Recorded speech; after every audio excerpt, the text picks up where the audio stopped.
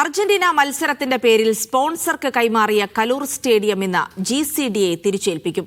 November 30-നകം പൂർത്തീകരിക്കുമെന്ന് കരാർ ചെയ്ത സ്റ്റേഡിയത്തിലെ നവീകരണ ജോലികളെല്ലാം പാതി വഴിയിലാണ്.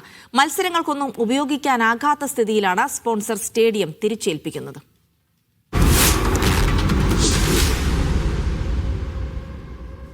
ശേഷം സ്റ്റേഡിയേ വേണ്ട. KF ഒരു മാസത്തേക്കാണ് ഹാൻഡ് ഓവർ ചെയ്തിട്ടുള്ളത്. അതായത് നവംബർ 30 GC ഹാൻഡ് ഓവർ ചെയ്തത്. SKF അത് കളി നടത്താൻ വേണ്ടി അതിന് അപ്ഡേഷൻ ചെയ്യാണ്ട് എന്നെ ഒരു മാസത്തെ നവംബർ 30 ഏൽപ്പിച്ചു. ആ 30 വർക്ക് തീർത്തിട്ട് സർക്കാർ ഹാൻഡ് ഓവർ ചെയ്തു. സ്പോൺസറുടെ ഈ വാക്കുകളൊന്നും പാലിക്കപ്പെട്ടില്ല. അർജന്റീന ടീം വരില്ലെന്ന് വ്യക്തമായതോടെ നവീകരണ ജോലികൾ മന്ദഗതിയിലാക്കി സ്റ്റേഡിയം കൈയൊഴിയാനാണ് സ്പോൺസർ ശ്രമിച്ചത്.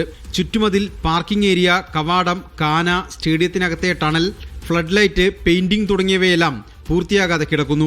സീറ്റിംഗ് ജോലികൾ 70% മാത്രമാണ് പൂർത്തിയായത്. മേൽക്കൂര നവീകരണ ജോലികളും പാതി വഴിയിലാണ്. സ്റ്റേഡിയം സ്പോൺസർക്ക് കൈവശം വെക്കാവുന്ന കാലപരിധി നാളെയാണ് അവസാനിക്കുന്നത്. ഇന്ന് തന്നെ സ്റ്റേഡിയം തിരിച്ചേൽപ്പിക്കുമെന്ന് സ്പോൺസർ GCDAയെ അറിയിച്ചിട്ടുണ്ട്. പൂർത്തിയാകാത്ത നവീകരണ ജോലികൾ തീർക്കാൻ സ്പോൺസർക്ക് സമയം അനുവദിക്കാനാണ് GCDAയുടെ തീരുമാനം. ഇക്കാര്യത്തിൽ GCDAയുടെ നിർദ്ദേശങ്ങൾ സ്പോൺസർ എത്രത്തോളം പാലിക്കുമെന്ന കാര്യത്തിൽ വ്യക്തതയില്ല. സ്റ്റേഡിയം കൈമാറുമ്പോൾ നിയമപ്രാബല്യമുള്ള കരാർ ഉണ്ടാക്കാതിരുന്നത് സ്പോൺസർക്ക് അനുകൂലമായി മാറും. കലൂർ അന്താരാഷ്ട്ര സ്റ്റേഡിയത്തിൽ ദീർഘകാലത്തേക്ക് മത്സരങ്ങളൊന്നും നടത്താനാകാത്ത സാഹചര്യമാണ് ഉണ്ടായിരിക്കുന്നത്. മീഡിയ 1 കൊച്ചി.